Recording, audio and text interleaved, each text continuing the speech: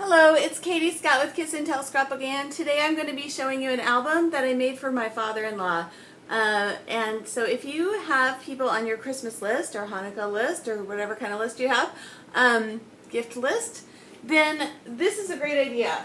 And it was an easy idea, especially for, people that are in your family that maybe are a little bit older.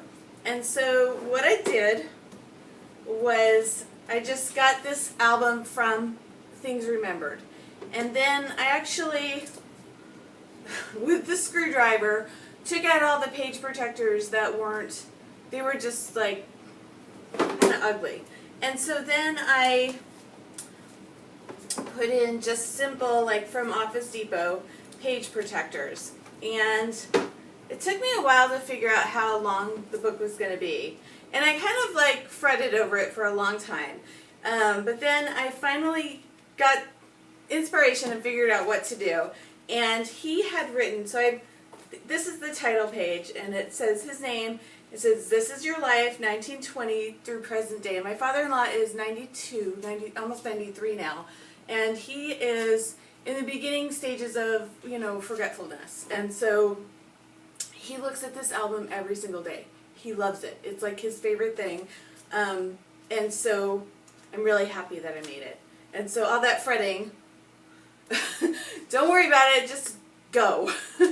And so on the first page here is his family tree, which I did on Ancestry.com, and I just printed it out, and that was easy enough. And then I had a little American flag, and he actually, about 10 years ago, wrote his autobiography. So I took his autobiography and blew it up, made it larger, and it says, "Why I'm the Way I Am, an autobiography by Charles Scott."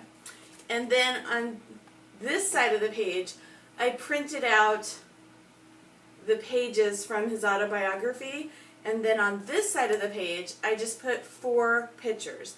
So there's no embellishments, it's just every single layout has the text on this side and 4 pictures on this side. And I tried to relate it to the story that he was telling.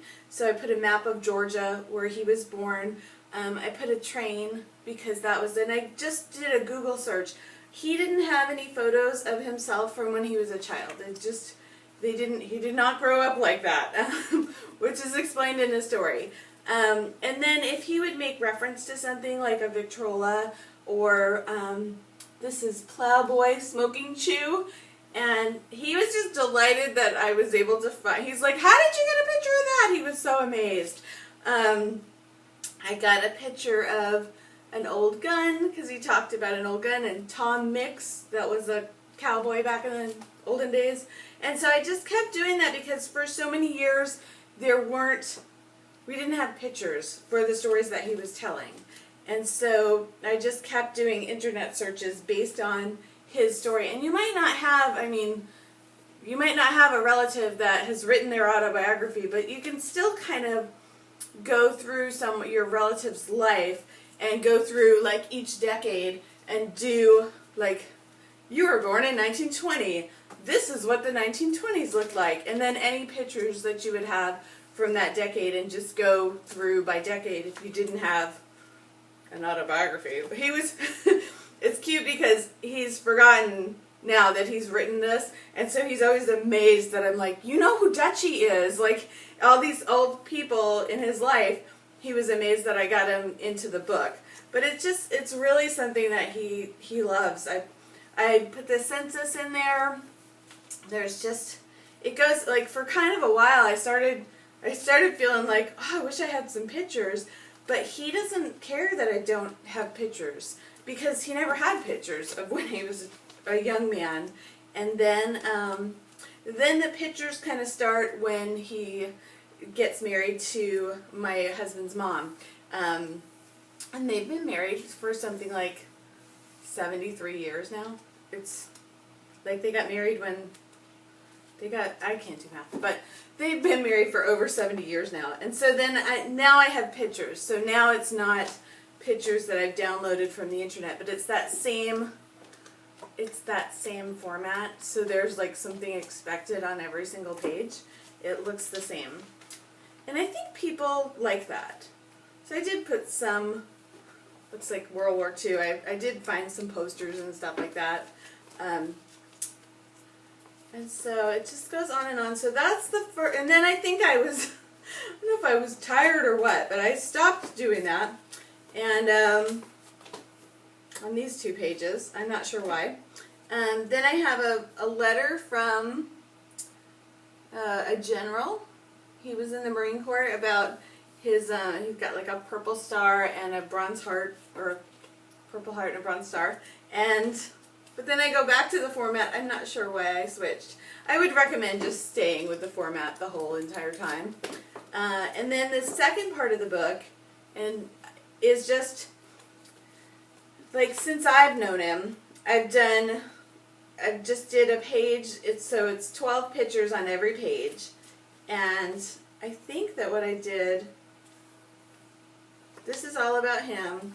Like, every one of these pictures had him in it. Then every one of these pictures had my mother-in-law in it. And then all of these pictures had this backyard swing that we all sit on in it. And so I just wrote those. And I did this, I think, in Picasa. And then all of the Georgia pictures. And then I feel like there really should have been a section divider, but no one cares. It's okay. Then I started with, like, how, you know, how long I've had pictures of him. And I've known my husband for longer than 2001, but didn't have really a lot of pictures of my husband's father from before, then. So I started 2001, 2002, 2003, and just each year I just picked 12 pictures per year and just printed those out. And I did this all on my home printer, the whole book. So it probably cost me some in printer ink, but it was fine. And then the end, and then I had each of my family sign it. So that's one idea for Christmas. One more idea for Christmas, or any kind of a gift you need for somebody who's probably, you know, somebody on your list who you don't know what to get for. So I got one of these, and probably somebody that's older would appreciate this. This is an old, you know, like, come on over and look at our projector slides. This is like that slide cart that would go in and, like, the films would go into the machine from. You can pick these up, like, for $1 at an antique store. I mean, they're not pricey at all, but they look pretty cool. And then I used tag punches, and I just made each tag out of a different kind of patterned paper. I think I stayed in a color family. And then I printed up pictures of the family, like in little tiny, and just sometimes I wrote the names on the back, sometimes I didn't. But it's just like a nice thing that they have it out on their coffee table, and it's just like real. So some of them have pictures on both sides, some of them don't. There's extra space. So my mother-in-law was just telling me that one of the grandchildren said, "Oh, I'm not in here. He lives in another state," and so, like, that's easily fixed. We can stick some photos of him in there, and so it's something that can grow. But it's just a cute little.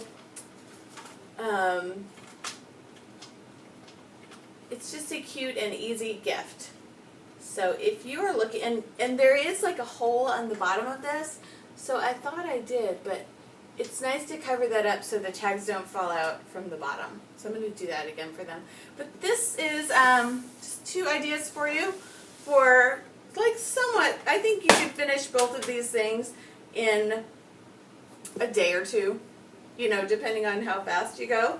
But they're meaningful gifts that are really treasured, and I know that because these gifts are a couple of years old now, and so I said, can I borrow those so I can make a little video? And my father-in-law was like, bring it right back. So I brought it right back. I'm going to go bring it back now. But I am Katie Scott with Kiss and Tell Scrapbooking, and thanks for watching. I am in the process of making 30 videos in 30 days about scrapbooking, and my objective is to become a better video maker. So that's what I'm up to. But I blog about and I make videos about scrapbooking, and that's my I love it hobby. Okay, thanks. Bye bye.